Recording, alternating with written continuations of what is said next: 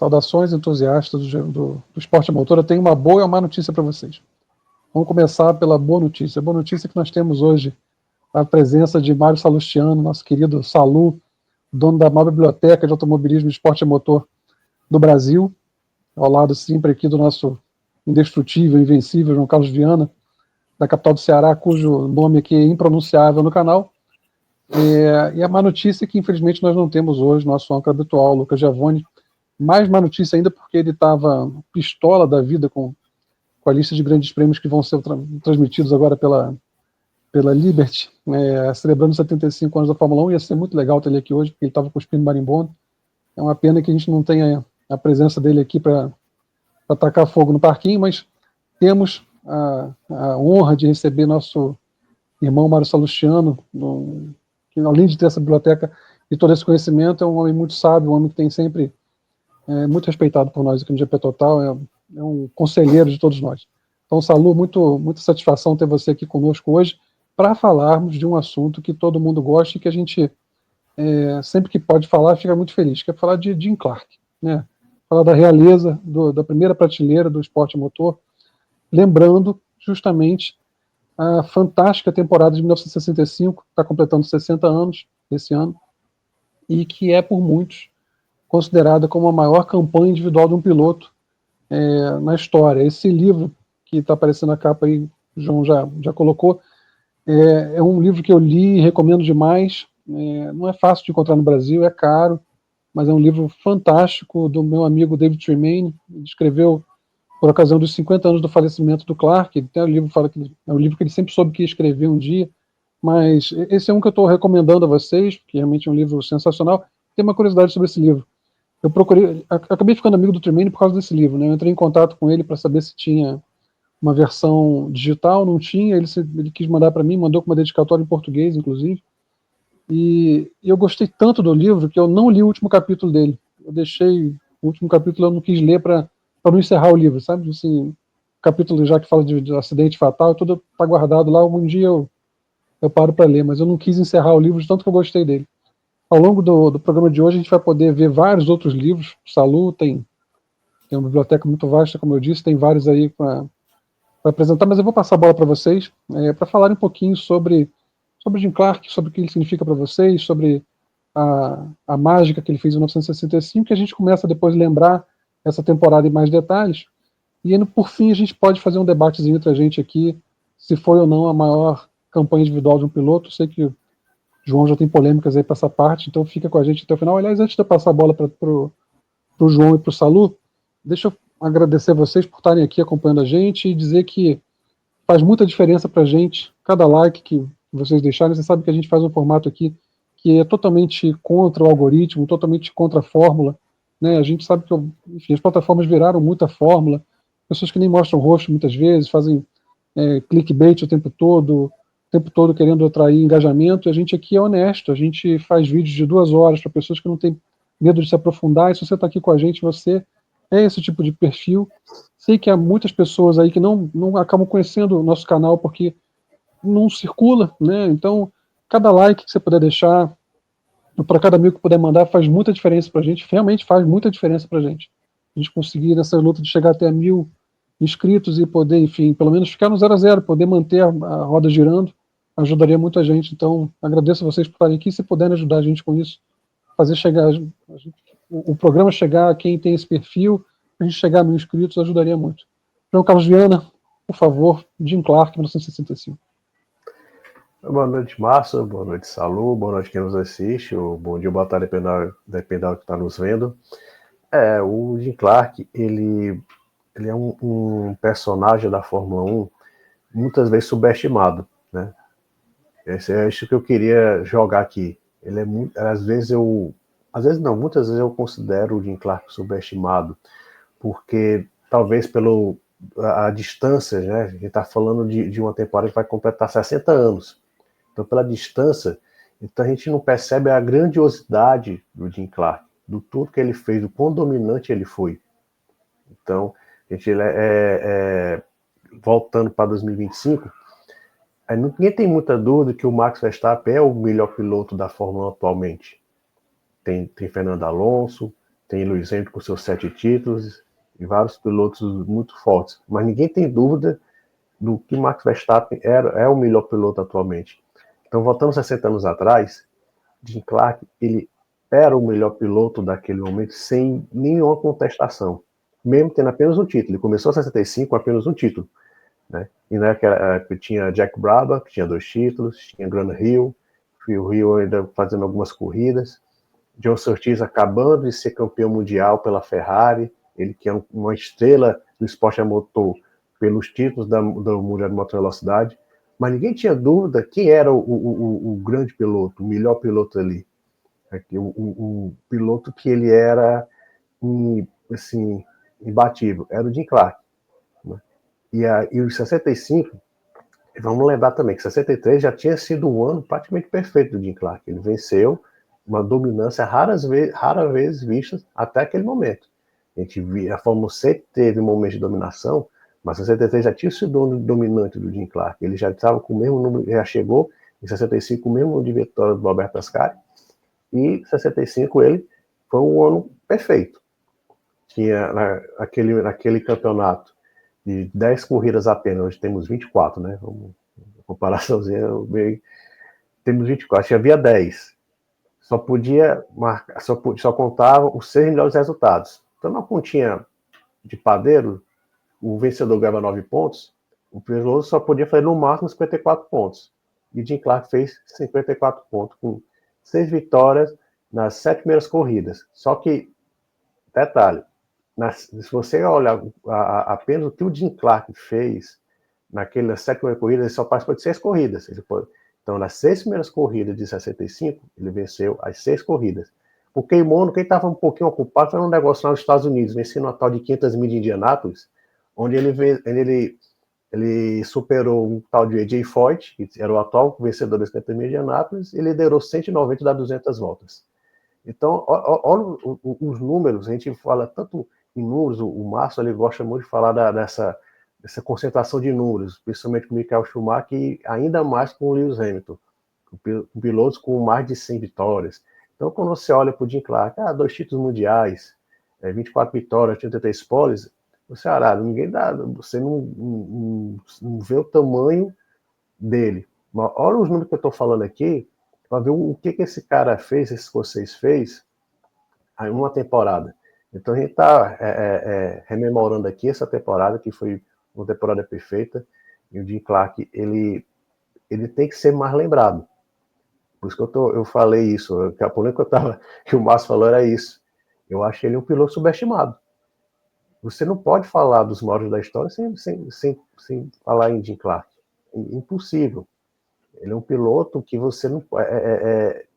a grandiosidade dele, a forma como ele pilotava, 65 tem uma vitória, a gente vai falar aqui, teve uma vitória no GP da Grã-Bretanha, em Silverstone, que é simplesmente você...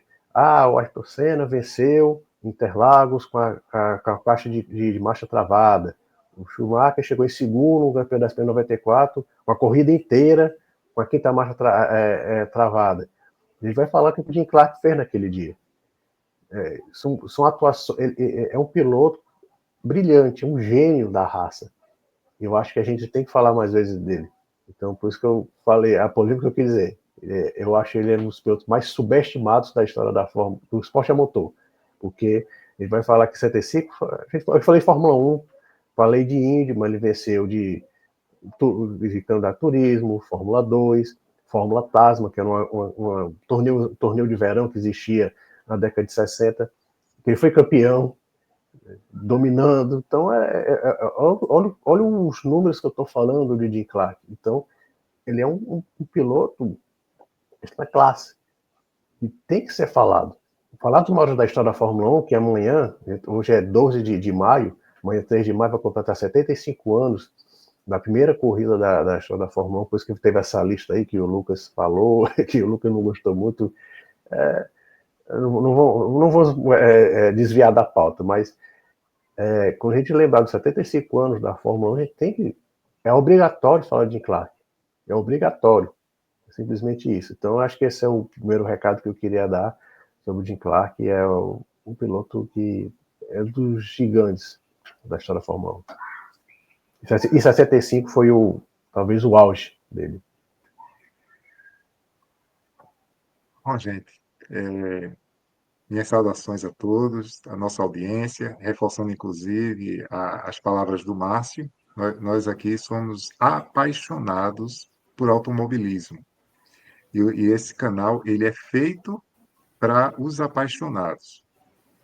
Também agradeço as gentis palavras do João e do Márcio. O Márcio sempre com essa deferência, que eu tenho a maior biblioteca aqui do Brasil.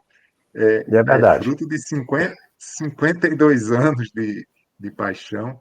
É interessante, o nosso personagem de hoje, Jim Clark, eu tive a grata satisfação de conhecer o Jim Clark a partir dos 10 anos dessa conquista. Então, se agora a gente está chegando a 60º ano, estamos falando de 50 anos atrás.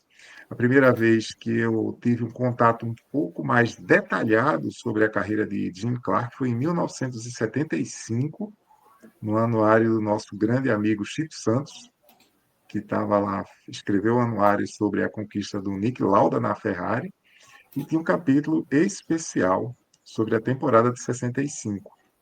E foi a primeira vez que eu já tinha ouvido falar, mas foi a primeira vez que eu pude ler algo a respeito desse fantástico piloto.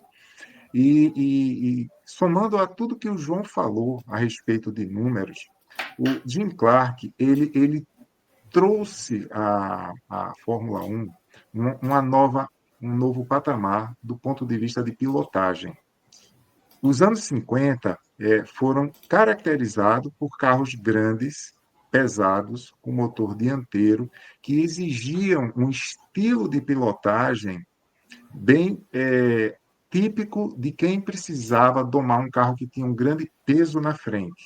Aí o grande senhor daquela época, Fangio, apesar de ser um carinha assim gordinho, mais tarrancudo do ponto de vista de porte físico, era uma pessoa que precisava ter muita força física nos braços para domar esse estilo de carro.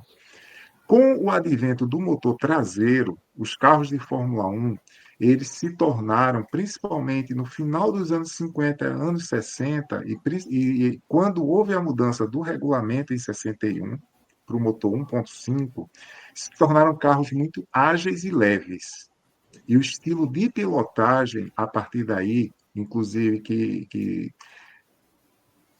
acentuou muito um estilo conhecido como drift, que é derrapar em 4 rodas para se fazer uma curva o mais veloz possível, encontrou em Jim Clark um grande mestre nesse estilo. Se a gente olha a história do Jim e essas questões regulamentais da Fórmula 1 nos anos 60, a gente vê que ele foi o grande senhor da Fórmula 1.5, que exigia uma tocada leve, mas eu diria assim, ágil como uma abelha, com a picada forte de uma abelha, para poder ser vencedor, porque era um carro, ao mesmo tempo que parecia ser fácil de pilotar, era um carro muito rápido para o porte de peso e de dimensões que ele entregava. E Jim Clark realmente, a partir principalmente de 62, quando ele obteve a primeira vitória, ele não ganhou aquele campeonato por uma mísera porca, é assim que está retratado na história, na última corrida, liderando com folga. 63 ele ganha seu primeiro título. 64 foi um ano em que houve aí sim variações do ponto de vista de disputa, e John Surtees consegue, na última corrida, derrotar Gran Hill e Jim Clark, mas em 65, Clark ele parecia que estava em outra dimensão, porque não só na Fórmula 1, ele até hoje é o único piloto a conquistar um campeonato que, do ponto de vista de regulamento, ele atingiu 100% da pontuação máxima permitida. Não existe outro exemplo na história da Fórmula 1, nem Na recente nem verdade, daquela Salô, época. se eu não me engano, Desculpa eu te 63 interromper. também. O Clark fez 2 vezes, 63 e 65, mas o Ascari chegou a fazer isso, se eu não me engano. Não sei se Sim. foi 52 ou se foi 53. 52. Mas o Clark fez 2 52? vezes. Mas o Clark foi o Foi. único que fez 2 vezes. Porque o Clark, ele Ainda bem que fez, em 63, ele fez 73 pontos, mas quando você tira, tem os descartes, ele baixa para 54, que era o número máximo, o máximo permitido da época. Então ele fez o máximo de pontos em 63. eu tenho que Só deixar essa que, brecha para ninguém dizer que eu estava falando aqui sabendo tudo. É mas ele brincadeira, fez mas muito bom mais. vocês lembrarem isso. Como você vai concluir, além dele ter feito isso, ele fez muito mais coisa naquele ano ainda. Já seria absurdo isso. É isso. E ele ainda fez. Isso. Dando um rápido overview sobre o que aconteceu, ele na Fórmula 1, ele atingiu os 100% de pontos permitidos. Ele teve um intervalo, ele não pilotou em Mônaco para correr as 500 milhas de Indianápolis. Então, ele ganha. Foi a primeira vitória de um carro com motor traseiro em Indianápolis. E ele foi o primeiro europeu ou não americano a ganhar Indianápolis desde 1946. Ou seja, faziam quase 20 anos que um não americano não ganhava Indianápolis. Além disso, o João já mencionou, ele foi campeão da Tanzan, foi campeão no campeonato de carros de rua, Turismo. com Carro de Ford, turismo. É carro o de Salucas, turismo, que hoje é o BTCC, British Touring Cars. isso. E teve uma vitória, ou foi na Fórmula 2 ou na 3. Ou seja, ele ganhou em 5 categorias diferentes, e ele, com aquela questão que o piloto podia competir em várias categorias, ao longo de 65, ele obteve 23 vitórias. Pelo menos foi esse número que eu levantei em alguma biografia que eu tenho aqui. Aliás, sobre biografia, eu estou com 4 ou 5 aqui para mostrar a vocês ao longo Bota aí até, a gente Mostra do bota isso. nosso até em bate-papo. destaque aqui. Bom, Mostra pra gente. vamos lá. A primeira, eu vou mostrar para vocês um livro que foi editado aqui no Brasil. Existe essa versão em português. Esse livro foi vendido no Brasil, traduzido para o português em 1968, no ano da morte de Jim Clark.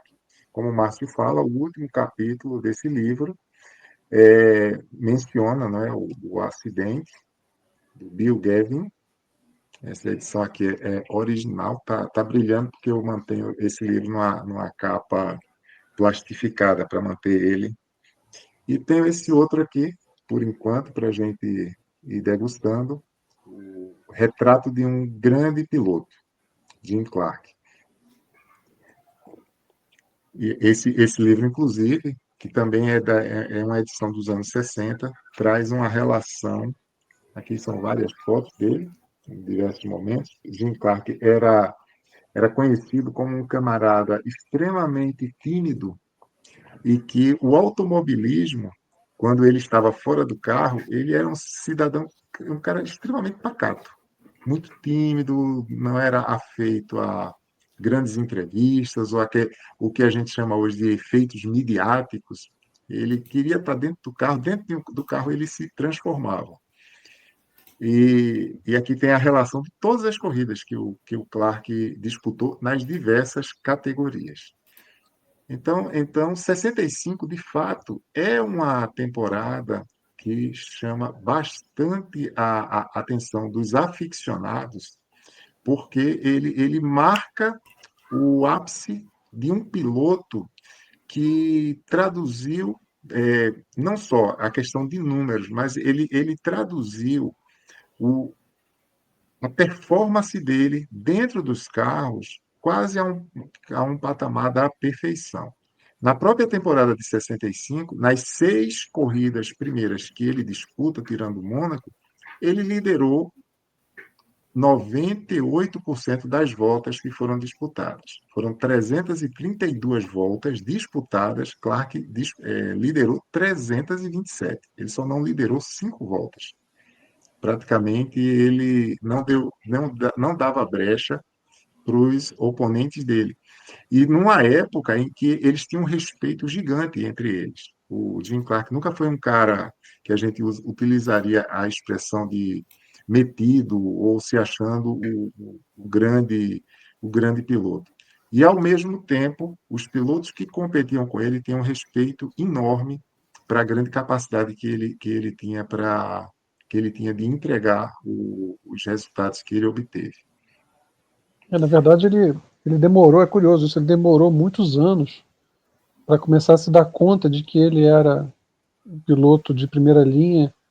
Ele era muito humilde assim, e demorou muito a ter essa consciência de que ele era um piloto de nível de grande prêmio e até mais do que isso. Né? É curioso a forma como ele foi conduzindo a carreira dele. Era um fazendeiro, né, da Escócia, uma pessoa, como você falou, sem avessa badalações e que amava aquilo, tinha um dom natural absurdo. Muita gente o cita como possivelmente o maior talento natural que já passou pela Fórmula 1 e possivelmente pelo esporte motor. E ele demorou muito a perceber que era tão bom assim. Né? Bom, tem várias coisas que eu queria falar. De fato, assim, sobre a sua biblioteca, tem que falar, é fantástica. Se eu fosse 20 anos mais novo, eu tentaria ser seu genro para poder herdar esses livros em algum momento. Eu tive a chance de ir com o João, estava junto também, a gente levar Alex G. Ribeiro na sua casa aí para ver essa biblioteca, até o próprio Alex G. Ribeiro, nosso amigo querido, ficou encantado também com ela. Você falou dos carros de 1,5 litro dessa fórmula, né? Eram carros que, pelos motores menores e pela menor potência, era muito importante você conservar a energia cinética. Você não tinha tanta aceleração, então era muito importante você conservar o momentum, né? Você carregar a velocidade para as curvas. E tem uma coisa muito curiosa, que você vê como é que era outro universo, né? O Clark chegou a vencer, usar o mesmo jogo de pneus em 3 corridas seguidas, 4 corridas seguidas. Você pegava o mesmo jogo de pneu que correu uma corrida e usava para a corrida seguinte. Ele tinha uma pilotagem tão perfeita, tão sutil, que desgastava os 4 pneus de maneira muito igual, apesar da tração ser traseira. Então você podia usar os pneus dele em 2, 3, 4 corridas seguidas e ele continuava sendo competitivo com aqueles pneus. Ele fez subida de montanha, ele era extremamente versátil. Qualquer coisa que você desse para ele conseguia se adaptar muito rapidamente. Eu estou que muita gente compara com o Senna, eram muito parecidos em alguns estilos, embora houvesse diferenças entre eles também, mas tinha muitas coisas em comum. E essa flexibilidade, essa adaptação muito rápida dele a qualquer condição. Ele fez subida de montanha com carro de Indy. Você tem uma ideia, sabe, coisas assim muito improváveis, né? Ele pilotou de tudo. E você imagina o que era você. Tanto que morreu na corrida de Fórmula 2, num lugar que ele não devia estar. Você imagina o que era você estar numa corrida nacional, que é acessível a qualquer piloto, e de repente está ali, a maior referência do automobilismo mundial, do teu lado, correndo com você, humildemente, ele mesmo fazendo vários serviços no próprio carro, sem nenhuma afetação, né? E um homem que, assim, ele venceu em Indianápolis em 65, dominou a prova, né? Liderou mais de 190 voltas. A gente vai falar sobre isso. Aliás, uma pena que a gente nunca tenha visto a gravação dessa prova, né? Deve existir, tem que existir. Seria seria um bom momento para essa gravação aparecer por aí, sempre quis ver essa corrida. E ele já tinha sido muito forte em Indianápolis, fez das primeiras 5 vezes que ele correu lá, 4 ele teve chance de vencer. É até questionável se ele não venceu em 66, até hoje questiona-se isso, né? Mas ele era muito forte por lá e muito forte nos Estados Unidos, no automobilismo americano em geral. Ele não venceu só em Indianápolis, ele também fez algumas participações de provas do que valeria a Indy na época, e também venceu corrida, também foi competitivo lá. Então, deixa muito claro que se ele tivesse feito carreira por lá, ia ser vencedor do mesmo jeito, como foi em tudo onde ele passou, né? Ele era realmente brilhante. E ele, em 65, já começa vencendo no primeiro dia do ano. Né? O GP da África do Sul foi no dia 1º de janeiro. O automobilismo já foi mais romântico, né? Já foi mais legal, assim, né? Pensar, né? Os treinos foi no ano, aí alagado no outro ano, né? Tem esse tipo de coisa, porque realmente teve curiosidade. Deu em dezembro, e daí 1º de janeiro é a largada do GP da África do Sul. E já teve curiosidade de piloto fazer o treino com um pneu e correr com outro, porque o contrato expirou no dia 31 para 1º, então você acabava trocando de fornecedor de um dia para o outro. É uma situação bizarra, né, de você imaginar isso, uma corrida no dia 1º de janeiro que você treinou no ano anterior, para vencer no ano seguinte, mas tempos românticos, né? Tempos românticos, e ele já vence, né, na África do Sul no primeiro dia do ano, e depois fica 5 meses a Fórmula 1 sem realizar um grande prêmio. Só uma observação dessa corrida da África do Sul, né, que ele meteu 30 segundos no atual campeão, o John Surtees tinha sido campeão, ele chegou em segundo, mas só uma observaçãozinha, né, que nessa corrida na África do Sul teve a estreia de outros escocês. Jack Stewart chegou em sexto lugar, marcando ponto. Jack Stewart tinha uma adoração pro Jim Clark, ele botava o Jim Clark no pedestal. A gente, os vídeos, teve uns vídeos que a gente falou aqui do Jack Stewart, que a gente até se emocionou, mas da mesma forma o Jack Stewart tinha pro Jim Clark esse tipo de admiração, de uma piloto assim, era uma entidade, quase que uma entidade. Ele sempre teve. Até hoje ele tem, né? Até hoje ele fala do Clark com admiração. E eu acho curioso, eu já vou te passar a bola, Salu, mas assim, ele perguntaram para ele qual foi o melhor piloto com quem você correu. Ele falou Jim Clark. E qual foi o melhor da história para você? Fangio. A opinião dele é exatamente igual à minha nesse sentido.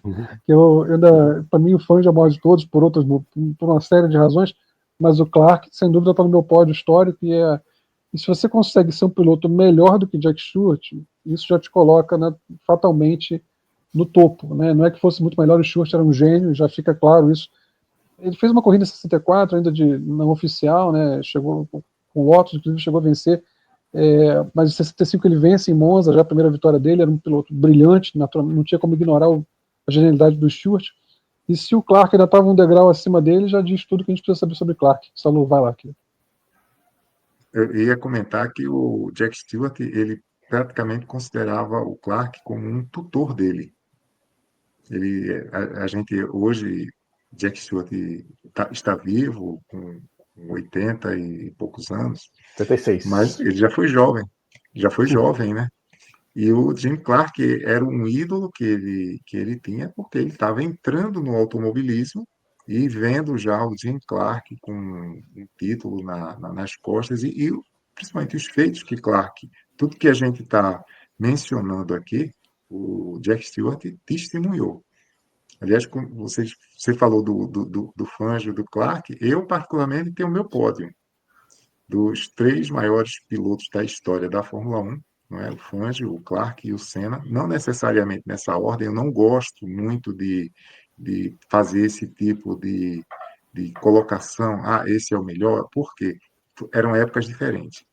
Mas aí eu sempre digo, eu tenho um pódio com a mesma altura e ponho esses 3. Se a gente começar a estender o tamanho do pódio, a gente pode até colocar outros nomes relevantes. Mas, voltando a falar aqui do Clark, ele teve uma passagem muito marcante. Quando a gente passa um período de distanciamento, a gente consegue. Bom, eu tenho essa visão como uma pessoa que gosta de estudar a história do automobilismo da Fórmula 1. A partir de um determinado ponto, você consegue ter uma distância que é segura para você emitir opiniões mais racionais e mais isentas. E mais isentas até no aspecto de que o aspecto emocional existe, mas você já consegue dar uma racionalidade e estruturar bem a tua opinião. Mais ou menos, para mim, meu pai foi livreiro e ele me ensinou bastante a respeito disso. Ele sempre dizia para mim, meu filho, quando der 10 anos de um acontecimento, você vai conseguir fazer um apanhado histórico e julgar os fatos olhando o chamado dois lados da moeda. Porque ele sempre falava para mim, olha, tem a sua opinião, mas sempre olhe os dois lados da moeda, mesmo que um lado não seja uma coisa que você concorde muito, para que você tenha uma boa opinião e seja bem embasado. Então, hoje a gente avalia a carreira de Clark já sob esse distanciamento. Eu olho, inclusive, que uma grandeza que Jim Clark teve como piloto é que ele foi o último grande campeão de um automobilismo que saiu de um modelo mais nostálgico, amador, quase amador, para começar a se profissionalizar. Essa transição na carreira do Clark não aconteceu, porque aí, em 68, começou a questão dos patrocínios, né? O dinheiro começou a ditar muito a regra do jogo. Claro que ao longo desses anos isso não foi assim uma mudança de chave tão forte, isso foi gradual. E Jim Clark, a gente olha sob esse olhar mais pueril de uma pessoa que corria apenas pelo prazer de correr. É importante também para os nossos amigos que estão assistindo, eu sei que vários entendem muito e poderiam estar sentados aqui para conversar conosco com bastante propriedade e autoridade, mas muitos pilotos que faziam como Clark, de correr em várias categorias, faziam isso para ter um bom ganho no mês. Os pilotos naquela época não tinham esses salários astronômicos que podia dizer assim, eu vou me dedicar só a uma categoria que o meu salário no final do mês vai ser legal. Não, muitos pilotos viviam dos chamados prêmios de largada e os resultados que eles obtinham na pista. E Jim Clark, nesse aspecto, ele era um racer genuíno, porque como ele vinha de uma família, a família de Clark não era uma família milionária, mas é o que a gente pode chamar assim, era uma família remediada. O pai dele fazendeiro, uma boa fazenda na Escócia.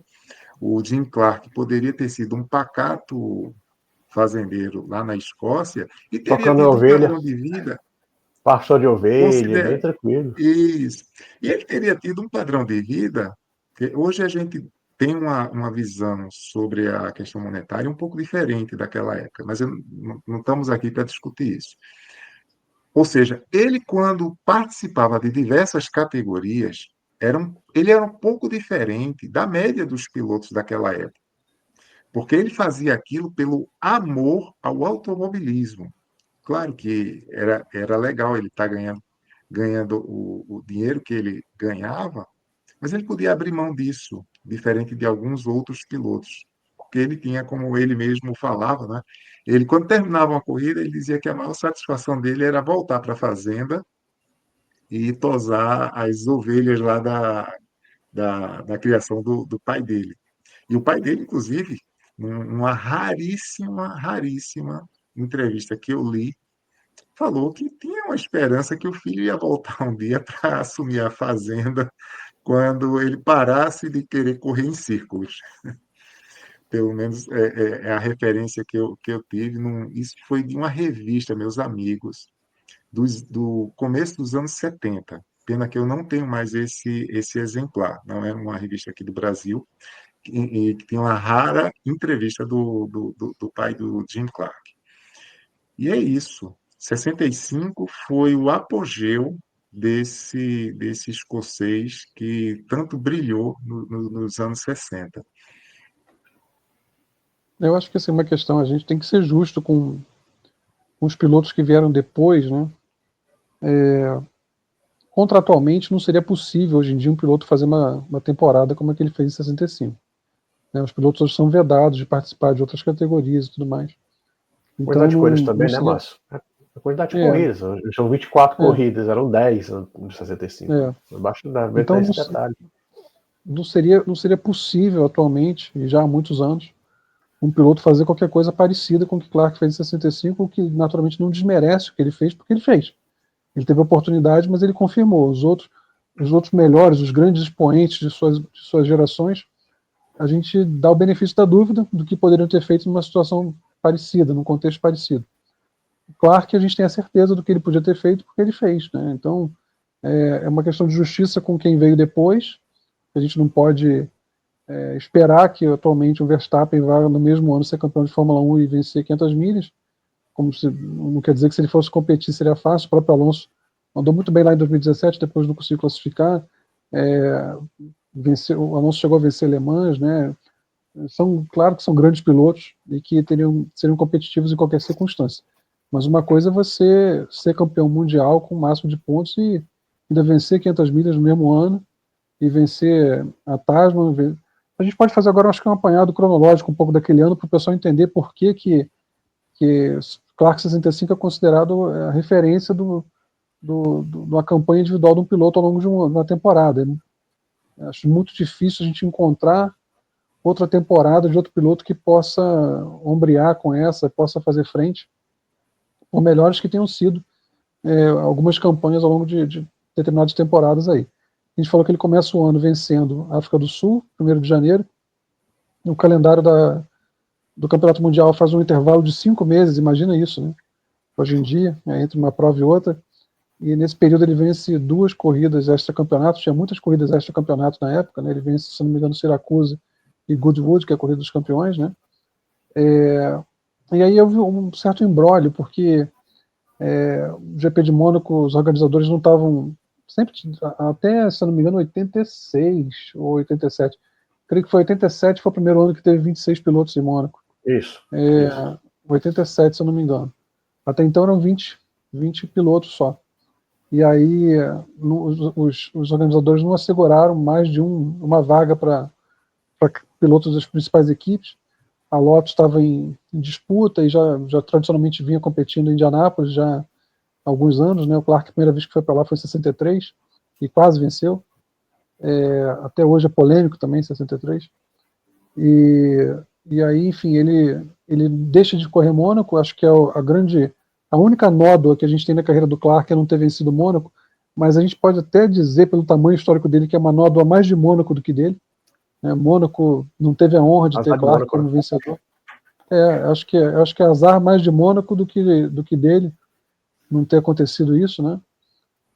Ele não venceu Mônaco, como a gente falar que o Nadal não venceu o torneio dos campeões da ATP, ou como o Pete Sampras não venceu o Roland Garros, né, alguma coisinha que faltou assim, mas acho que é mais azar de Mônaco do que dele, porque ele andou sempre muito bem em Mônaco, tá? Isso é preciso dizer. Ele sempre... Diga, Salu. Dando uma palhinha aí sobre isso que você está falando, se os nossos amigos e amigas que estão nos assistindo quiserem ler a respeito disso, eu escrevi uma coluna, é só procurar lá no site GP Total, chama-se Amor Não Correspondido. E é exatamente eu faço um apanhado de todas as participações que Clark teve em Mônaco e os porquês.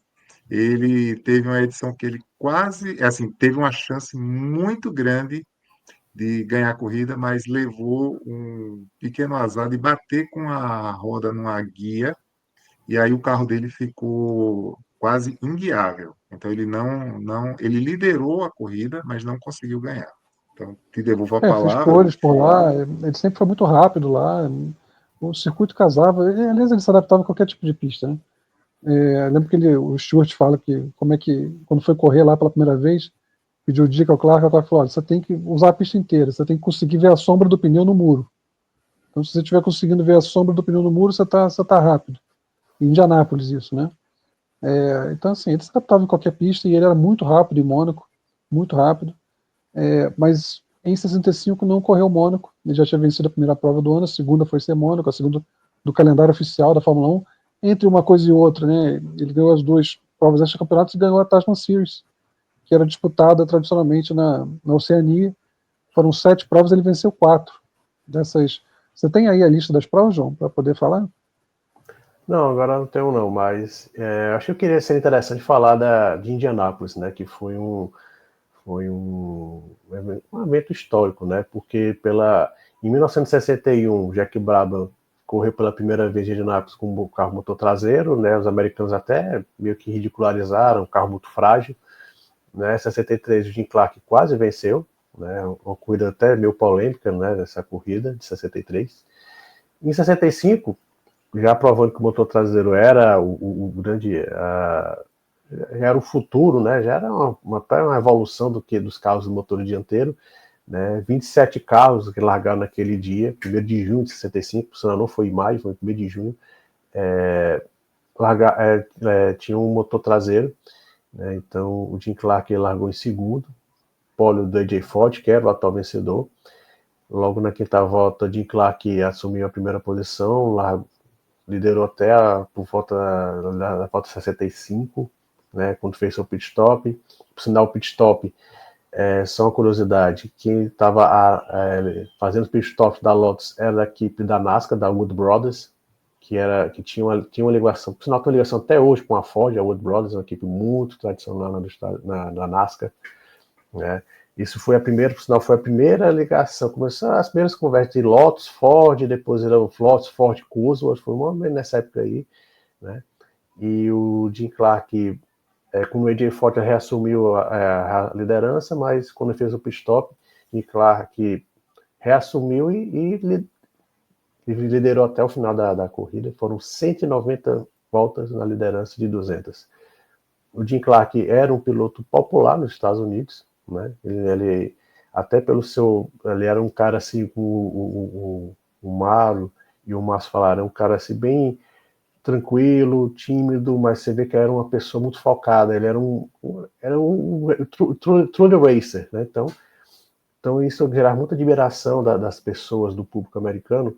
Então ele foi uma vitória muito popular do Jim Clark, mesmo ele não sendo americano. Todo mundo sabe que os americanos são bem nacionalistas, mas mesmo ele não sendo americano, foi uma vitória bastante popular, né? E não sabia, né? Estava no meio do ano, mas pela primeira e única vez na história, acho que nunca vai se repetir, um piloto foi campeão mundial de Fórmula 1 e vencedor de 500 milhas de Indianápolis, né? Que muita gente considera até maior que o próprio título da Fórmula Indy. Mas esse é mais um feito de Jim Clark. Então realmente... Eu estava, antes da gente começar aqui, eu estava pensando o que poderia rivalizar com isso, e estava pensando justamente no Mansell. Acho que o último grande exemplo que a gente teve talvez tenha sido o Mansell em 92, 93, que chegou a unificar durante algum tempo, durante uma semana, né, os títulos de Fórmula 1 e Fórmula Indy. Isso. Teve perto de vencer aquelas 500 milhas. Teve perto de vencer aquelas 500 milhas ali, não fosse aquele último safety car ali que o Emerson fez aquela largada excelente, o Raul também teve problema, né? O Mansell foi um fator naquela prova. Ele, o Erwin Dyke, o Emerson e o Raul brigaram muito seriamente por aquela vitória, e o Mansell esteve perto de fazer alguma coisa assim, de ter um título da Fórmula 1, concretizou da Fórmula 1, da kart, e poderia ter tido as 500 milhas também no intervalo de um ano, né? Não foi exatamente uma temporada, seria trechos de uma com trechos de outra, mas foi alguma coisa assim grandiosa que o Mansell fez naquela fase da carreira. Quando eu fiquei procurando alguma situação minimamente análoga ao que o Clark fez, me veio isso à cabeça, assim, do Mansell naquela virada de 92 para 93. Ele conseguiu ter... Porque nessa época dos anos 60, os pilotos dos dois lados do Atlântico, eles interagiam muito, né? Tinha um intercâmbio muito, muito próximo. O Mário Andretti já chegou a fazer isso, de circular dos dois lados. O AJ Foyt, quando ele venceu Indianápolis, 2 semanas depois, ele venceu 24 horas de Le Mans. Pense com, sei lá, o Joseph Newgarden, que é o atual vencedor das 500 milhas de Indianápolis, vai para 24 horas de Le Mans e vence. Imagine isso hoje, seria uma comoção. O AJ Foyt fez isso em 66, se não me engano, 67, agora eu não me lembro algo certo. 66. Em 66. Então, assim, havia esse intercâmbio maior. Em 66, quem ganhou as 500 milhas foi o Clark, foi o Graham Hill. O Graham Hill. Deve ter sido. Mas tinha muito, tinha Jack Stewart foi muito uma boa corrida, então Jochen Ritchie correu também nessa edição, então havia uma intercâmbio, né, muito forte, né, entre os pilotos de Fórmula 1 e Fórmula Indy, principalmente porque como o Samu falou há pouco tempo, né, como o soldo dos pilotos não era algo muito extraordinário. Quem descobriu, descobriu entre aspas, né? Quem sugeriu isso foi o meu Dan Gurney, que ele é um piloto americano, mas na época radicado na Europa. Ele falou: olha, Indianápolis paga-se muito bem. Então, o motivo do Clark não, tem uma peça, a gente tem que falar que tem o Colin Chapman, né, que construiu o Lotus 33, que é um carro revolucionário, não tanto como o 25, mas o Motor 33 que o Clark pegou e dominou esse ano. Então, o motivo do Chapman levar o Clark para Indianápolis também era um prêmio, era um prêmio muito alto, né, naquele momento. Era mais o ano inteiro na Fórmula 1. Um prêmio de... Sim. Então, eu estava até aguardando para fazer esse comentário, porque numa biografia do Chapman que eu tenho aqui, ele fala desse episódio. O Clark e o Chapman, eles eram muito amigos. O Sim. Chapman, inclusive, assim, como o Clark morreu e a gente não teve esse depoimento pelo lado do Clark, mas o Chapman, ele ficou muito abalado com a morte do Jim Clark. E ele, inclusive, chegou a pensar em fechar a equipe Lotus. Eu tenho também, se os amigos procurarem, uma coluna que eu escrevo sobre isso, a atitude que Grant Hill teve em Harama para reerguer a A Lotus. autoestima da equipe Lotus. A Eu ganhei a Lotus, Lotus, ensinei a autoestima, a Lotus toda, Colin Chapman, tudo. ele nem compareceu. Mas o Chapman, ele já tinha ele tinha uma visão comercial muito aguçada. Ele sabia que os motores Convert, que eram os motores que ele utilizava, não eram os motores do futuro. E já vendo um pouco aquela rixa Ford versus Ferrari, ele entendeu que se juntar ao fabricante americano, isso traria para ele uma possibilidade muito competitiva. E ele começou a se aproximar da Ford, como você já mencionou, João, e não foi difícil para ele convencer Clark a ir para Indianápolis, até porque, como você falou, Márcio, uma vitória em Indianápolis naquela época rendia mais dinheiro para uma equipe do que um ano inteiro de Fórmula 1. Então, aí juntou o Clark, uma pessoa que se adaptava a qualquer carro, que adorava correr, com a sagacidade comercial que o Colin Chapman tinha. E aí, um outro comentário, fazendo um complemento, Márcio, sobre o Mansell. Você vai. Aliás, o João estava também junto da gente, lembrar que o Emerson, quando esteve conosco, ele lembrou que viu o Nigel Mansell derrapar em 4 rodas em Indianápolis e não rodar e não bater. Ele disse que até hoje ele se Ele fala que impressiona quando ele lembra via, ele via a mão do a Manso saída trabalhando assim, traseira. e ele falava assim, ele vai bater, ficava no rádio, vai bater. Ele não batia. Até deu uma raspada no muro, mas Acho que bateu aguentou mais de bem o uma vez, carro. no final. Ele deu mais de uma raspada no muro, Teve bateu uma, bem. teve uma que foi forte. O carro chegou a dar uma quicada, mas Foi. aguentou. O pé continuou no fundo, né? O pé continuava no pé daquele pé direito do leão, devia pesar uns 200 quilos, né? Para tirar do fundo era Por difícil. aí. Então É, tinha bom, todo esse conjunto, né, de sim. fatores aí que a gente comentou a respeito da temporada de 65, que é onde realmente Só, o que o Clark fez foi algo que beira o sobrenatural. sim.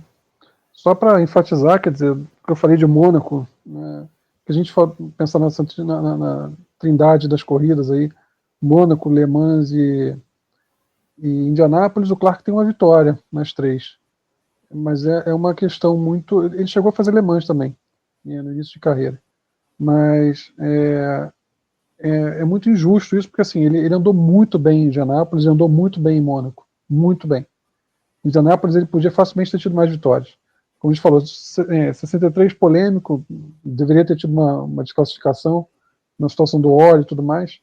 Ele teria vencido. Né, em 66, até hoje a cronometragem é polêmica. Ele teve chances de vencer lá facilmente 3 vezes, talvez 4. Em Mônaco a mesma coisa. Então os números não fazem justiça a ele. A gente falou de números, né? Por exemplo, se ele tivesse vencido todas as corridas que ele fez na Fórmula 1, ele teria 72 vitórias. Ainda assim, ele estaria atrás de Schumacher e de Hamilton. Então, você vê como é que é a desproporção. Se ele tivesse vencido todas as corridas dele, o Fangio tivesse vencido todas, teria vencido 51. Então, eram muito menos corridas naquele momento. Mas eu acho que a gente, depois de voltando em Indianápolis, né, o Clark volta à Fórmula 1, né, o Grant Hill vence o Grande Prêmio de Mônaco. Como sempre. Novidade, né? O Mr. Mônaco. E o Clark começa uma sequência absurda de vitórias, né? Começa logo em Spa. Logo em Spa, com uma pista que ele não gostava. Uma pista que Spa ele não gostava, mas andava bem. Isso é uma coisa importantíssima de falar. Spa antiga, né, de 14 quilômetros, talvez a pista mais assustadora que já teve no calendário. Uma pista fabulosa, e ele odiava a pista, ele tinha perdido amigos lá. Ele odiava e ele venceu todos os anos, aí de 62, 65, ele venceu todas as 4 em sequência.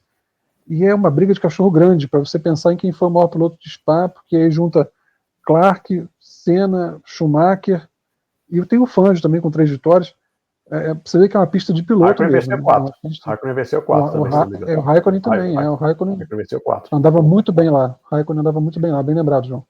É uma pista de piloto, né? E o Clark, apesar de odiar a pista, ele fez algumas corridas assombrosas lá, 63 talvez considerada a maior delas, mas 65 também, a pista estava escorregadia, ele chegou a abrir mais de 1 minuto de vantagem, no final foi administrando, ganhou com 30 e poucos segundos, se eu não estou enganado, a 40 segundos. Acho que em relação ao Stewart, se a memória não me falha. Foi Rio. Não foi Stewart, não? Foi Rio?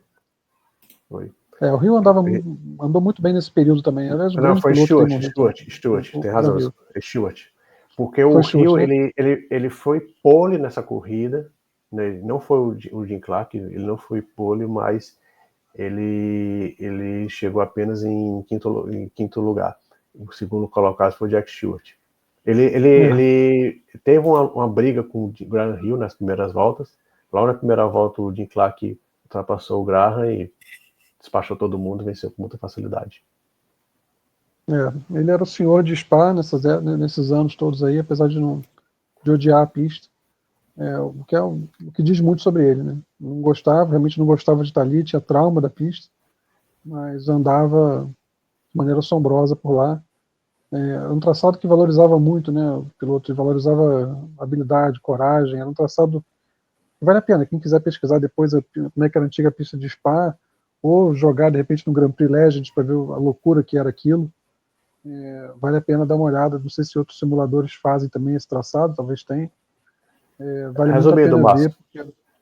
Resumindo, tinha que ter o Evans para andar bem ali.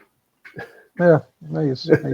Ali e na pista seguinte, que também logo depois teve a estreia de Clermont-Ferrand, circuito Charade, né, que também mais de 40 curvas, variações abruptas de altitude, uma mini Nürburgring, uma pista também que se você casasse, você perdia uns 3 segundos, ali tivesse filho, perdia uns 3 segundos, porque você não podia pensar muito na vida, não. Era também outra pista que separava o homem dos meninos, e a primeira vez que eles corriam lá.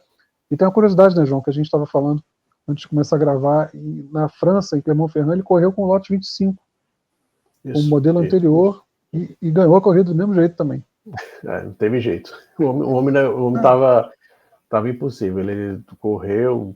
Não tem, assim, a gente não contou aqui os motivos, mas ele voltou para o lote 25 e venceu a corrida. Já reassumindo a liderança do campeonato. Mas a próxima corrida é que vale a pena a gente se ater um pouquinho.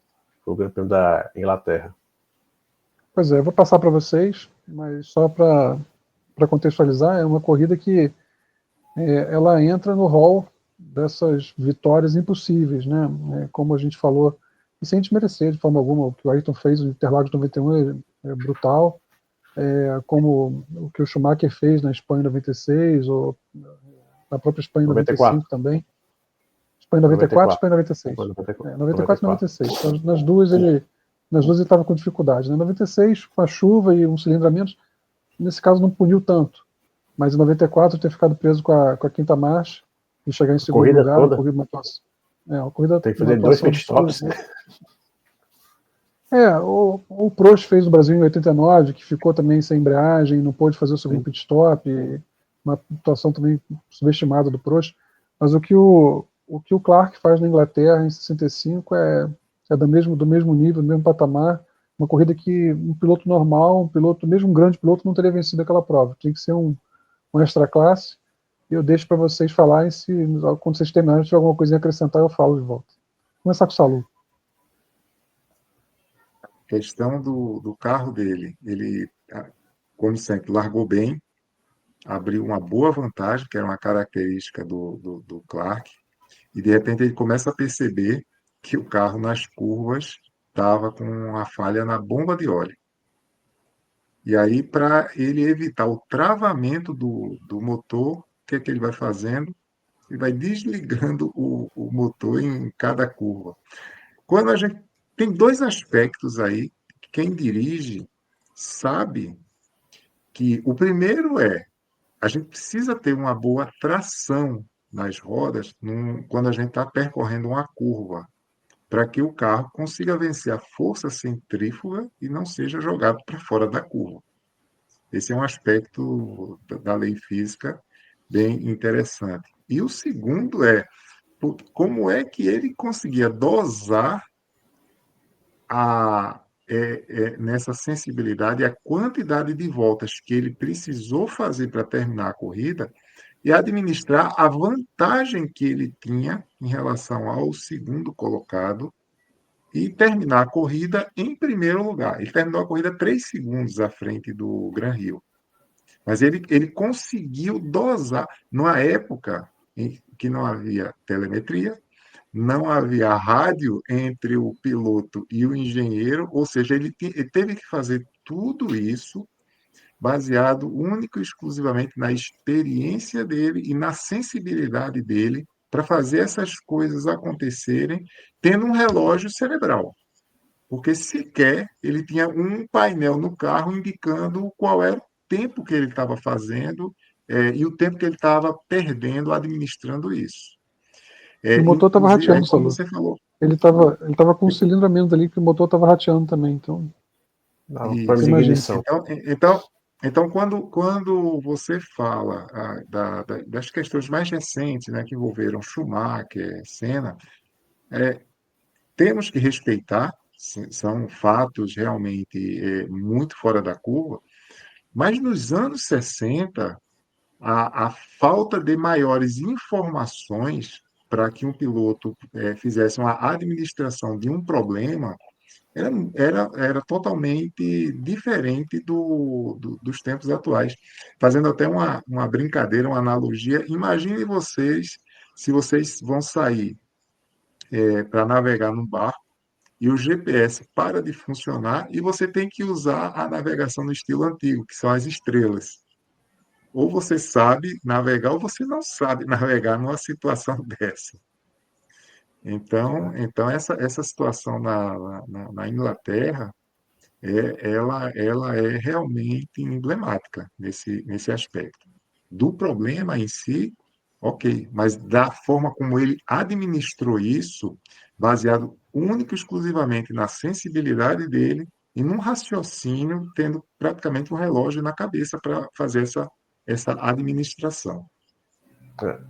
Só ele estava. Na verdade, esse problema ele não foi a corrida inteira, né? Foi já mais na metade para o final. Ele chegou a abrir mais de 40 segundos para o Gran Rio.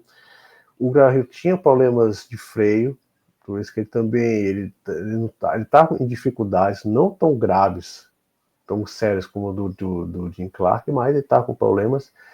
Então, a partir do momento que o Jim Clark começou a sentir o problema, e assim, você pensar hoje, né, se a gente faz algumas comparações da Fórmula 1 de 60 com 60, 70, 80, para as Fórmula 1 atual, né? Então, o piloto, quando perde, se apaga alguma coisa no painel, já entra em pânico.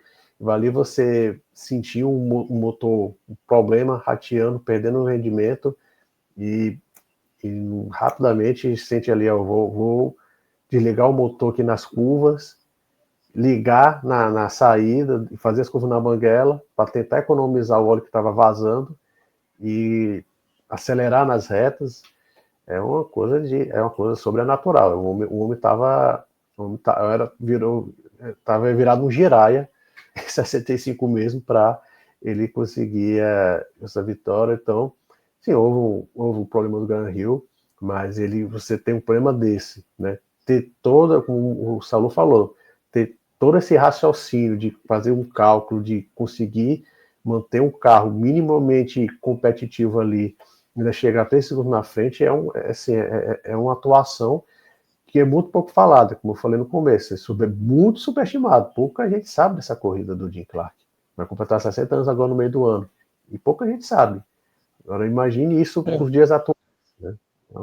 É fascinante, né? Porque são situações para as quais você não foi preparado, né? Então, assim, é muito interessante quando você é confrontado na corrida com uma situação que te pega de surpresa e você tem que fazer um diagnóstico né, qual a seriedade daquilo, qual a origem daquilo, o que eu posso fazer, e aí você começa a sair do padrão, começa a sair do convencional, começa a ter que inventar. Então, esses momentos são muito, muito interessantes, né? Em termos estratégicos, eu sempre fiquei muito fascinado pelo que o Prost fez na Itália 88, que ele percebe o motor dele não está legal, ele começa a rodar um diagnóstico mental, percebe que esse motor não vai chegar até o fim, o que eu posso fazer, quais as cartas que eu tenho na mão, e aí ele começa a desestabilizar o Ayrton, fazer ele entrar no cheque especial com relação ao combustível, e acaba conseguindo evitar que o Senna ganhasse aquela corrida. Isso foi estratégico, ele não podia ganhar aquela corrida. Mas é muito interessante isso. O Ayrton, por exemplo, ele baixa de 1,28 para 1,24 quando fica com a sexta marcha, ele começa a rodar na cabeça dele, o que eu posso fazer aqui? Você vê que ele altera totalmente a forma de pilotagem, carregar muito mais velocidade nas curvas, e na subida da junção você ouve o barulho dele tocando a embreagem em sexta marcha, né, o motor, você vê que ele começou a pensar o que ele tinha na mão para poder fazer e baixar aquele tempo. E o Clark foi a mesma coisa, né, ele consegue diagnosticar o problema e começa a o que eu posso fazer para esse motor durar mais aqui, né, e conseguir fazer isso virando tempo de volta competitivo ainda para vencer, porque ele podia chegar em segundo, terceiro, de qualquer maneira ele estaria salvando o resultado ali. Mas ele foi além e conseguiu salvar uma vitória, né? Então, o patamar que ele atingiu em 65 é um patamar que muita coisa, é igual um avião, que para cair tem que ter 3 ou 4 fatores concorrentes, 3 ou 4 coisas tem que se juntar para derrubar um avião. Para você fazer ele perder uma corrida naquele ano, tinha que ser a mesma coisa. Um problema só não estava bastando para ele perder uma corrida. Tinha que acontecer vários fatores juntos, ou então o carro parar de fato, porque do contrário ele estava... Até um pouco injusto falar isso, porque ele andou muito bem em 62, andou muito bem em 64, andou muito bem em 66, que ele não teve motor para correr o ano, andou bem demais, andou bem em 67, 68, a primeira corrida do ano, que foi a única que ele fez, ele venceu. Ele andou bem sempre. É difícil você, quando a gente fala que ele em 65 estava em estado de graça, ele teve estado de graça a vida inteira, né? Desde que ele começou a vencer em 62, ele nunca mais deixou de ser referência no grid, nunca mais deixou de ser o centro gravitacional, né, da Fórmula 1. Eu acho que desculpe te interromper, Márcio, eu acho que vai muito se a Lotus me proporcionou temporadas belíssimas, grandes vitórias, ter sempre um carro competitivo, também proporcionou muitas quebras, porque o Colin Chapman tinha aquela história, né? O carro não precisava ser o mais veloz, mas precisava ser o mais leve possível. E quanto mais leve, melhor, também é mais fácil de quebrar, mais frágil ele fica. Então, como o Salou falou no começo do vídeo, o Clark teve 2 títulos perdidos por problemas bem, bem simples, né? 62 e 64. Ele poderia ter sido campeão ali, ele estava liderando, nas últimas voltas tem um problema e abandona. Então, assim, isso passa muito por isso. Acho que a grande virtude de 63 e 65, desculpe te interromper, tá, Márcio? Foi muito na base que a Lotus conseguiu mitigar todos esses problemas de confiabilidade que ele permeou toda a década de 60. 66 não tinha motor, ok, mas 67 tinha, que seria um motor histórico, né, o Ford Corsa DFV, mas a Lotus sempre teve problema de confiabilidade, entendeu? Então, mas também proporcionou ao Jim Clark até sempre o melhor carro, um dos melhores carros do pelotão. O Colin Chapman, ele era o oposto da Toyota, né, o oposto da filosofia japonesa de evolução constante, né, ele era revolução constante. A revolução dele era por ruptura, né, você começava um projeto novo, conceitualmente revolucionário, e você tinha o lado bom e o lado ruim disso, né, que ele conseguiu revolucionar pelo menos 3 vezes e falhou em outras 3 vezes pelo menos ao longo da carreira dele. Então, você ou tinha um carro dominante ou tinha um carro que provavelmente fosse rápido e manhoso, mas às vezes frágil. Então o Clark, ele pagou o preço disso. E isso a gente acaba voltando, vamos ter que continuar a temporada, mas a gente acaba voltando ao que a gente falou no início, quer dizer, você quer entender o tamanho histórico de Jim Clark, você não deve olhar para os números. Não que os números sejam modestos, de longe disso. São brilhantes. Mas não é ali que você vai ver o brilhantismo de Clark, porque é o que você falou, muitas vezes o carro quebrava, muitas vezes você não tinha confiabilidade para poder transformar a velocidade em vitória, e é o que justifica a coluna, como o Salou escreveu, das corridas de Clark em Mônaco. Quer dizer, a parte dele ele fez. Ele foi rápido, ele teve o ritmo, só que o carro tem que chegar até o fim, imagina, eram 100 voltas, né? Então era uma corrida ainda mais desgastante para o carro do que é hoje em dia.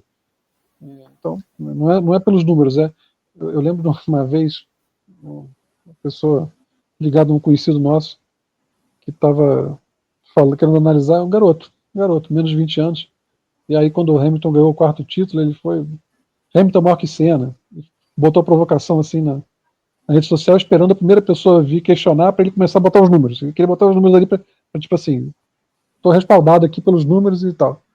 E fazendo isso, você ignora totalmente o contexto, né? Você não tem como analisar o número. Você usar o número sem contexto é aquilo que se fala. É possível você falar você falar mentira usando um monte de verdade. Né? Você pode falar mentira usando um monte de, pegar um monte de fato isolado, fora de contexto. Você fala um monte de mentira usando só a verdade, né? E os números são assim. Você tem que ter responsabilidade para analisar, né? Tem que ter contexto. Né? À toa que o vídeo aqui já tem mais de 1 hora. Né, e se você quiser falar sério sobre qualquer assunto, você vai ter que aprofundar. É o que a gente está fazendo aqui, e é por isso que a gente valoriza tanto as pessoas que acompanham a gente, que não tem medo de ver um vídeo longo, de ler um livro longo, de entrar num debate aprofundado sobre o que quer que seja. Né? Bom, depois da França, Holanda. Depois da Inglaterra. Depois da Inglaterra, perdão. Depois da Inglaterra, Holanda. Exatamente. Holanda foi que ele não liderou as voltas, não foi, Salu? Isso, foi a primeira corrida em que nas 5 primeiras voltas ele não estava liderando as corridas que ele estava participando naquela temporada. Ele não Largou mal, largou né? tão bem. Aí uma coisa que fugiu um pouco da característica, né, que Clark era um excelente largador, e aí o Richie Guinter e o Graham Hill saem à frente dele, mas ele precisou de 5 voltas. E aí ele ultrapassa e faz as 70, eu acho que foi uma corrida de 80 voltas. Eu estou tentando puxar aqui de cabeça, se você tiver o número aí, João. Aí, salvo engano, ele fez então as 75 voltas 80 voltas. seguintes. Oi? 80 voltas, ele Isso, ele não liderou as liderou. 5 primeiras. Exatamente. Sabia de cabeça, Salu? Tá doido. Seguinte. 75 seguinte. Sabia de cabeça isso? O meu HD ainda funciona legal. Já que você sabe isso tudo de cabeça, e já que você não precisa dos livros, eu estou à disposição, tá bom? Opa. Você não precisa mais, já sabe tudo de cabeça. Olha, vou deixar até aqui no registro, eu vou falar isso pela primeira vez para vocês. Eu estou pensando seriamente numa sucessão semelhante ao que o Bernie Eccleston fez com a coleção de carros dele. Ele vendeu não pelo dinheiro. Eu li também um depoimento dele. Ele disse que ele quis tomar essa decisão em vida, para saber quem ia ficar com os carros dele, não deixar esse fardo para a mulher dele, principalmente pelo respeito histórico que ele tem pelos carros. Claro que ele não abriu mão do valor, eu não estou falando nem disso. Mas eu comecei a pensar um pouco a respeito disso, meus amigos. Poxa, eu tenho uma filha, ela brinca sempre comigo, não é? Que tem muito livro bacana aqui, mas que ela nunca vai se interessar de ler. E aí eu comecei a pensar, bom, o valor é legal, mas não é nenhum valor que vai deixar ela assim, sem trabalhar o resto da vida. E eu preferiria, então, que toda essa coleção aqui, eu estou falando para vocês, e aqui na minha frente é que eu estou vendo as estantes em aberto. Aqui, essa que está aqui atrás de mim está toda fechada. Para quem é que eu posso ir já doando isso para esse... Salô, depois daqui eu te passo o 95. endereço, tá? Depois daqui eu te passo o endereço aqui. Com 95 anos, Salu, você faz o leilão dos seus livros aí, eu vou estar pronto para isso. Lá do Bernie, a Eu gente acabei faz. de ver uma pessoa chegou aqui na minha frente, vocês não estão vendo, que eu não consigo virar a câmera, rindo a respeito disso que eu estou falando. É uma pessoa que faz bolo de rolo, só para saber, não? Oi? É uma pessoa que faz um bolo de rolo delicioso, não? Opa, também. É ela mesmo? Pois é. Essa casa não tem só livro, tem bolo de rolo também. Eu vou parar de falar, senão vai ter gente querendo invadir tua casa, Salu. É verdade. Eu acho que, agora voltando aqui, né? E com a Aí você vitória, falando tanto em livro, deixa eu mostrar mais um que eu não tenho, deixa eu botar não aqui em destaque mostrei. aqui, ó. Maravilha. Uma foto bem legal aqui no fundo. Tem de uma coleção que foi vendida em banca de revista lá na Inglaterra. Foram 10 volumes. É uma coleção da Marlboro Outcoast. Esse é o exemplar de número 8 de 10. Você tem todos? Eu tenho todos. Sabe qual é a curiosidade dessa coleção? Uma coleção feita na Inglaterra e é a única coleção do mundo, que faz alusão aos 3 campeões brasileiros da Fórmula 1. De 10 volumes, tem o Nelson Piquet, o Ayrton Senna e o Emerson Fittipaldi nessa coleção de 10 volumes. Legal. Isso foi uma coleção vendida em banca de revista no final dos anos 90, do final dos anos 80. Esse Muito justo. exemplar aqui, É, 1900. eu Cadê acho o ano que aqui? 1991. Foi final dos anos 80, início dos anos 90. Saía um exemplar por mês. Muito justo. Eu não comprei em banca. Eu fui catando isso mundo afora. Essa coleção eu levei 6 anos para completar ela, catando os exemplares de mundo afora. E o último exemplar foi o do Emerson. Eu encontrei num sebo em Buenos Aires. Estava lá Olha que beleza. passeando, quando eu olho, aí estava lá o exemplar do Emerson Fittipaldi. hum, Você é, compra negociando como se não tivesse tão interessado, né? é, Por dentro tá desesperado. Você sabe que Né? tem a respeito. A gente pode fazer um episódio depois a respeito da minha coleção. Existem algumas histórias muito interessantes. Teve um livro que eu perdi de comprar. Eu esperei 10 anos para ter esse livro na minha biblioteca. Exatamente pelo desespero que eu expressei na hora que eu estava querendo comprar ele. Mas hoje aqui o papo é Jim Clark, 65. Sobre os livros a Vamos lá. gente deixa é, Próxima etapa é a Alemanha, não é isso? E se ele vencesse, ele seria campeão, né, com Pois é. antecedência, e confirmou, seria campeão. Foi campeão no começo de agosto, que seria até 2002 o campeão mais cedo da história da Fórmula 1. Mas essa coisa tem umas histórias bem interessantes, né, Márcio? Tem. Na verdade, assim, para começar, impressionante a evolução dos carros, que a gente está falando de Nürburgring completo, né, o Nordschleife, e os carros estavam virando 20 segundos mais rápido do que em 64, uma evolução absurda. E o Clark tem uma curiosidade surreal, que ele bateu o recorde da pista na primeira volta.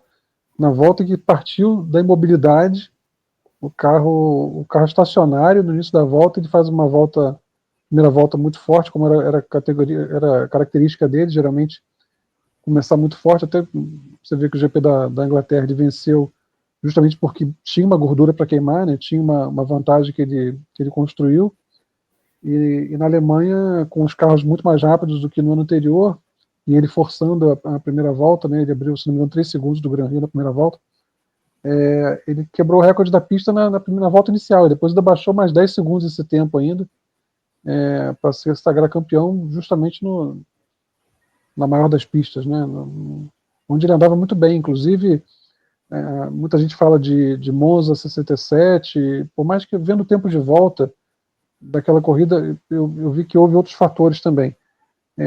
Tratam essa corrida como possivelmente a melhor dele, mas ele sempre considerou no Nürburgring 62 como a maior atuação da vida dele.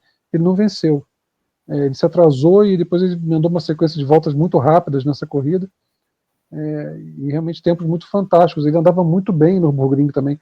É importante a gente falar disso, né? Ele andou muito bem em Mônaco, andou muito bem em Indianápolis, andava bem demais em Spa, e andava bem demais no Nürburgring. E o que você pode esperar mais do que isso, né? A gente está falando de algumas das pistas mais seletivas de sempre. né? Se você comparar Mônaco com Indianápolis, aparentemente não tem nada a ver uma coisa com a outra. Nenhuma só aceleração e virar o tempo todo para os dois lados. O outro trabalhando o tempo todo. E a outra, conservar a velocidade, que não tem nada de simples também. Você manter o carro sempre operando a velocidade máxima. E no Nürburgring, em Indianápolis, no Nürburgring 22 km, desculpa, Spa de 14 km, pistas extremamente desafiadoras, extremamente perigosas, e ele andava muito bem em todas elas. Então, acho que também nesse aspecto, o 65 mostra a classe do Clark também de... Olha as pistas que ele venceu, né? Clermont-Ferrand, Spa, Nürburgring, a própria Holanda sempre foi um traçado que ele andou muito bem, um traçado seletivo também. Enfim, Indianápolis, totalmente diferente das demais. Ele, fora as pistas australianas e da Nova Zelândia, que também são várias delas muito manhosas também, Kyalami, aliás, não era Kyalami não, né? Era Príncipe, como é que é o nome? Esqueci agora. Olha aqui, era East London. East London. Pois é. East Mas London. ele... Kyalami foi a última vitória dele. Isso. Foi em 68. Ele não venceu em 65, ele venceria em outros anos. 65. Então a gente chega aqui a sexta vitória, né? As 7 primeiras etapas, 6 vitórias de Jim Clark. Então foi um ano que ele já se sagrou campeão, um ano perfeito. Acho que vale a pena rapidamente das 3 corridas seguintes que ele não venceu, mas não é que o Jim Clark foi mal e tal. As 3 corridas seguintes, né, que seria Monza, Watkins Glen e Cidade do México. Ele fez a pole nas 3 corridas e liderou em Monza e em Watkins Glen. Só não liderou no México. Então, não posso dizer que ele andou mal. Ele simplesmente quebrou, teve problemas, quebrou, mas ele estava na luta pela vitória. Né? Então, quando você falou que das 7 primeiras ele venceu 6, as 6 primeiras que ele participou, ele venceu, né? Exatamente. Ele já falou. Estou falando estatisticamente, mas das 9 corridas que ele participou, as 6 primeiras ele venceu, e as outras 3 ele não venceu, mas ele largou na pole e liderou 2 delas. Então, assim, já, acho que a gente já pode entrar no debate, né, Márcio? Se isso foi a maior atuação de um campeonato, de uma atuação individual em um campeonato, né?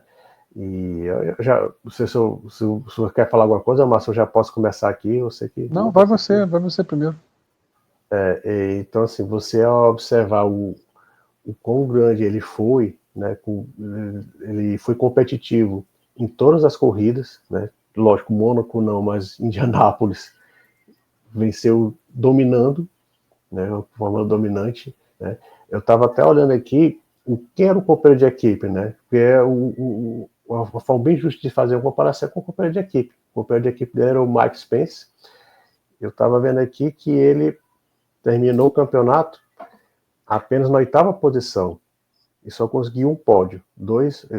Foi terceiro no México e mais 2 quartos lugares. Quer dizer, ele não tinha um carro dominante, por exemplo. Se a gente vai fazer comparações, em 2023, o Max Verstappen ele venceu mais de 20 corridas. Agora não tenho um número decorado, mas venceu mais de 20 corridas. Foi 21, se não me engano. Acho que foi 21 e 23. Né? Mas ele tinha claramente um carro disparado melhor. Tanto que o Sérgio Pérez foi mal. Acho que o Max venceu 19, se não me engano, e a Red Bull venceu 21, não foi isso? A Red Bull venceu 22. Agora eu não lembro, foi. honestamente. Também não sei, mas se você observar, o Sérgio Pérez mal ainda foi vice-campeão naquele ano. Então, uma coisa que o Nigel vocês Mansell, falaram aí.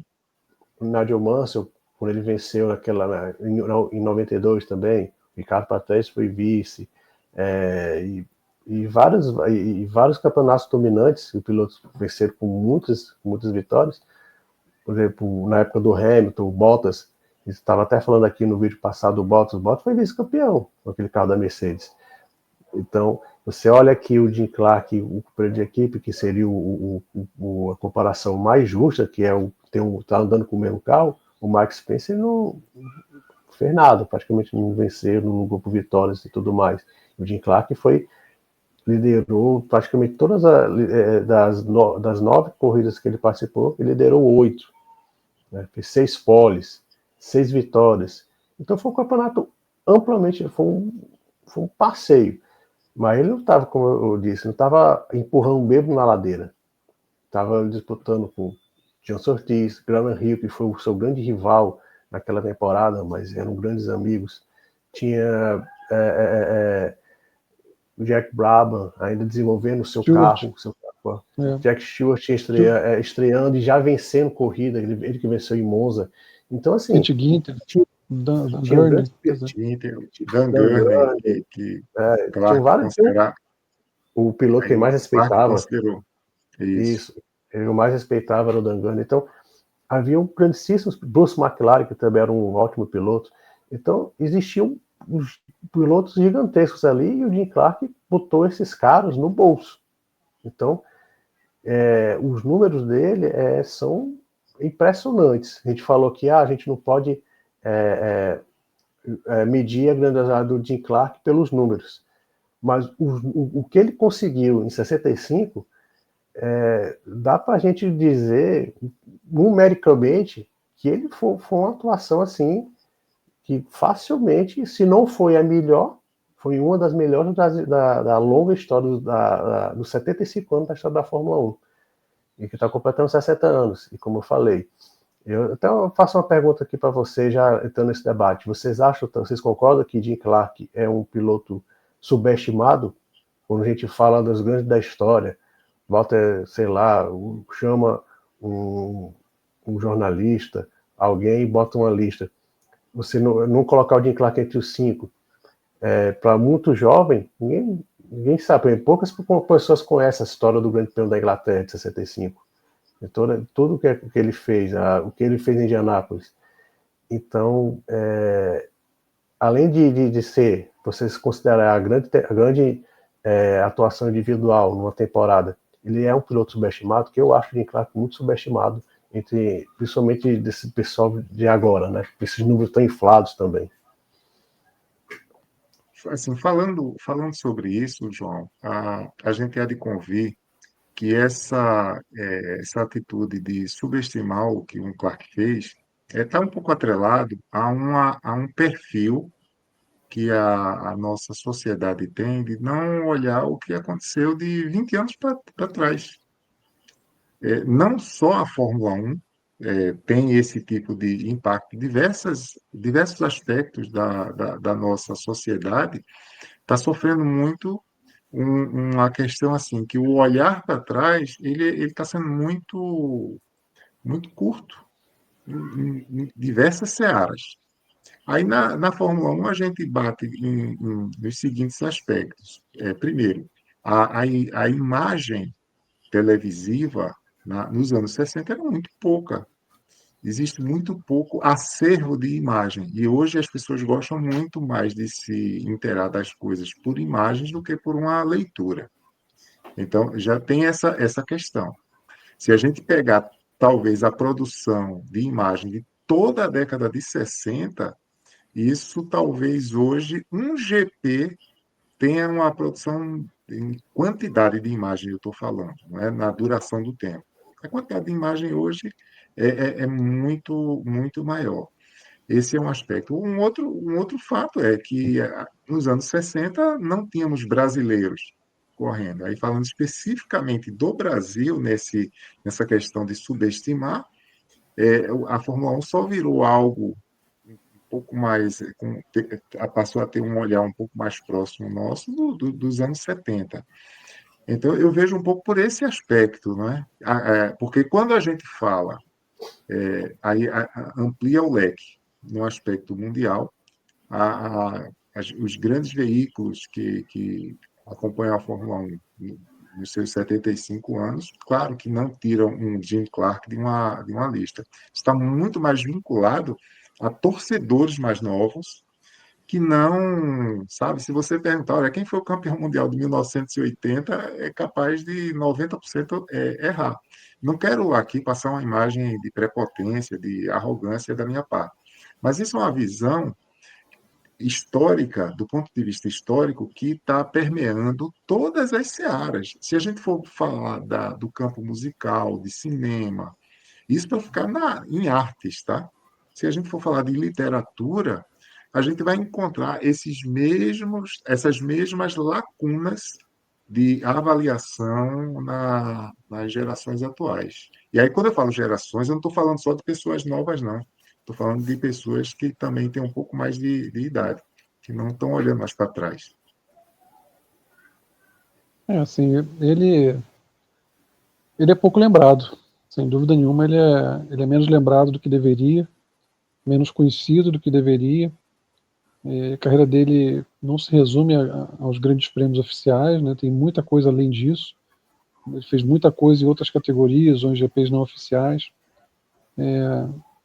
É muita citação obrigatória na lista dos melhores, mas essas listas atualmente servem muito para provocar engajamento, não são coisas muito sérias e responsáveis, e agora os britânicos, os ingleses, né, tem um GOAT para chamar de seu, que é um piloto heptacampeão, então você vai ver muitas vezes Hamilton ali em primeiro ou segundo, na frente de Fangio, enfim, vai ter sempre esse tipo de fator, né, mas com certeza o Clark, ele está no meu pódio histórico também. Eu vejo o Fangio acima de todos, e o Ayrton e o Clark logo completando o pódio ali, os dois, e muito difícil estabelecer até sem sentido, mas muito difícil estabelecer uma hierarquia entre os dois, depende muito do critério que você vai valorizar.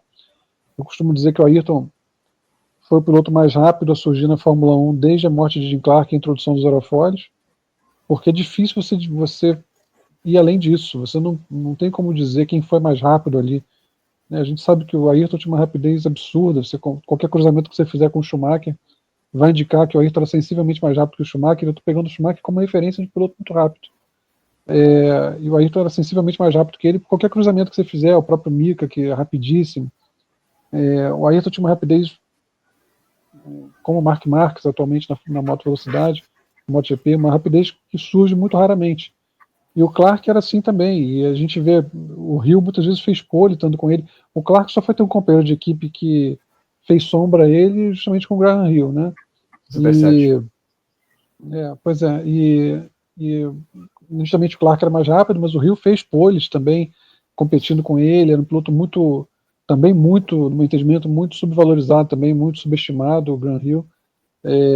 Era um grande piloto da época, o próprio John Surtees era muito bom nos carros também, a gente lembra muito dele nas motos, que fez a carreira mais vitoriosa nas motos, mas muito forte nos carros também. O Clark não correu contra a gente boba, não. E o fato dele ser a referência do grid durante tantos anos, realmente ele é um gênio, um piloto de primeira prateleira, né, e é muito justo, é muito importante que seja lembrado, sim, concordo contigo nesse sentido que sim, ele é subestimado, ele é pouco lembrado, e concordo também pelos fatores que o Salou elencou. A gente tem o GP, por exemplo, da Holanda de 63, é possível ver essa gravação inteira, mas devia ter mais 6 câmeras só na pista, e no final da corrida devia ter uns 5, 6 carros circulando só, então muito pouca ação, mas você consegue ver a habilidade do Clark, aquela curva inclinada à esquerda, sempre o carro dava uma traseirada ali, ele sempre dava uma corrigida do mesmo jeito, volta após volta, ele fazendo o carro seguindo o mesmo ponto da pista, mesmo traçado. Você vê a perfeição dele, o volta após volta dele naquela gravação. Não são muitas gravações que você tem dele, né? Tem Monza 67, tem bastante imagem também, tem algumas corridas que você consegue ver, no Nürburgring também tem, se não me engano 65, mas não é tanta gravação assim que a gente tem dele, né? Então tem Isso. poucas on-board dele, isso dificulta muito, mas com certeza um piloto que tinha que ser mais lembrado. E se você parar para pensar, já retomando, vou deixar o Salou primeiro falar sobre a sua opinião, se bem que você já falou, né, Salou, você já falou que a sua opinião de que se tivesse mais imagem, ele deveria ser mais lembrado e tudo mais. Vocês veem alguma temporada, alguma campanha de algum piloto que possa chegar perto e rivalizar com o Clark 65? Olha, até a Ascari, mas o Ascari 52, mas foi muito pelas circunstâncias, né, de mudança de De regulamento e tal. regulamento, aquela Então, mudança aqui ele de foi uma regulamento. dominância muito latente, né? E tinha muita gente boa ali também, né? E o fã de fora também. O fã também estava lutando pela vida. O só voltou lá no finalzinho do ano, no meio de 53, então é complicado. E como assim, é difícil, por exemplo, a gente falou aqui do Verstappen. O Verstappen, pelo que a gente respeita bastante, né? Ele também teve 19, sei também decorado, mas em 23 foi um ano assim, muito dominante. Mas, como eu falei, ele vai muito pelo carro que ele tinha, que era muito superior, né? E em 65, dá para ver aqui que o Clark não tinha um carro tão superior assim para conseguir a dominância que ele teve. Acho que vai muito disso. Até porque não foi só um carro, né, João? Se você parar pra pensar, ele correu com um carro diferente. Em Indianápolis. Ele correu com vários carros em 65. O 3, é difícil a gente, pelo menos para mim, trazer outra temporada que se assemelhe a 65, exatamente por esse aspecto. Clark, naquele ano, ele se destacou em várias categorias diferentes. A Fórmula 1 foi o ápice, né, do que ele fez no ano ao conquistar o máximo de pontos possíveis pelo regulamento, mas a gente consegue elencar ele sendo uma pessoa fora da curva do ponto de vista de resultado em outras categorias daquele ano. Então, para você trazer isso para, mesmo percorrendo aí a partir de 65 ou antes disso, eu teria que parar, pegar aqui, sentar e estudar para responder uma pergunta dessa magnitude com mais embasamento. Mas eu acredito, assim, de puxar de memória, que quando a gente coloca esses fatores, dificilmente a gente vai encontrar outros 65 na vida de outro piloto para fazer essa mesma comparação. E só mais um comentário. Enquanto a gente estava aqui falando, eu falei um pouco dessa coisa o Clark é pouco lembrado, né, como a gente já discutiu aqui. Cara, a gente percebeu agora, e aí eu vou trazer também uma opinião minha pessoal, mas a gente já conversou um pouco sobre isso no nosso grupo. O próprio Senna, foi preciso agora a Netflix fazer uma série para trazer o personagem do Senna numa geração mais nova. Eu vi muita gente com seus 20 anos, 20 e poucos anos, falando do Senna. Eu assisti a série e entendi um pouco quem foi a Ayrton Senna. Esse hiato cada vez mais curto com que a gente está levando a vida, fazendo com que as pessoas elas tenham cada vez menos um padrão de acompanhamento de coisas que criam todo um contexto de história. Né? Eu só enxergo o que aconteceu até 5 anos atrás, e o que aconteceu daí para trás não tem nada a ver basta comigo, lembrar, com a Salô, minha vida. basta lembrar que a gente falou daqui da malfadada lista de corridas históricas que a Fórmula 1 deixou à disposição no seu streaming para assistir. Só tem 2008 para cá. Só tem 2008 para cá. Não fala, assim, se você colocar corridas históricas que a gente tem uma transmissão, você não botar Austrália 86, para mim não tá as 7 corridas mais importantes da história da Fórmula 1, que você tem uma corrida completa, com transmissão e tudo mais à disposição. Também tem esse lado, né? Tem que ver o que eles têm à disposição. Mas a Austrália 86, com certeza, eles têm à disposição. E não colocaram, só colocaram o quê? De 2008 para cá. Aí já diz muita coisa do que a gente está discutindo aqui. Não botar Donington 93 numa lista dessa é uma heresia. Tem várias coisas. Não ficar nessa coisa de que é brasileiro. Não, mas ok, tem Brasil 2008, foi um de corrida e tal, mas isso responde essa lista que a Fórmula 1 colocou vai sair, acho que essa madrugada, né? A gente está falando dia 12 de maio, amanhã, dia 3 de maio, vai completar, de 2025, vai completar 75 anos da Fórmula 1. Essa lista já responde muito bem o que você está falando, Salô. Meus amigos. É um piloto que tem que ser mais conhecido, a gente está aqui fazendo a nossa parte, né, para que não seja perdida a memória do grande Jim Clark, do genial Jim Clark. E assim, eu penso, por exemplo, em Fangio 54, que começa o ano com a Maserati, vence 2 corridas, aí vem a Mercedes, ele já muda para a Mercedes e continua vencendo, quer dizer, acho grandioso esse tipo de coisa. O Mose 58, que faz uma corrida extra com o Cooper, motor traseiro, vence a corrida, depois segue vencendo corridas com motor dianteiro. O próprio John Surtees, né, que venceu também de Ferrari e de Cooper em 66. Mas é muito difícil realmente você pensar em 55, o Mose e o Fangio andando muito bem na Fórmula 1, andando bem também nos protótipos.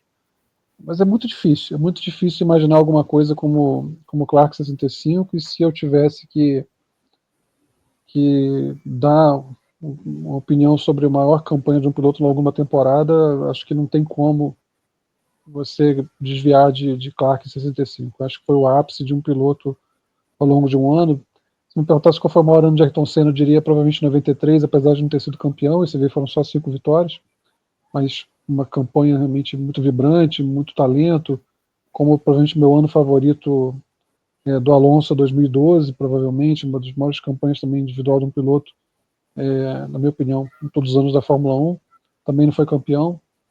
O Clark, ele uniu tudo, ele uniu o desempenho aos títulos, às vitórias, um ano de estado de graça, e é muito difícil realmente imaginar, até como eu falei, sendo justo com os outros pilotos, não vai ter como bater isso, porque você não tem como hoje em dia um piloto disputar o título da Fórmula 1 e correr em Indianápolis.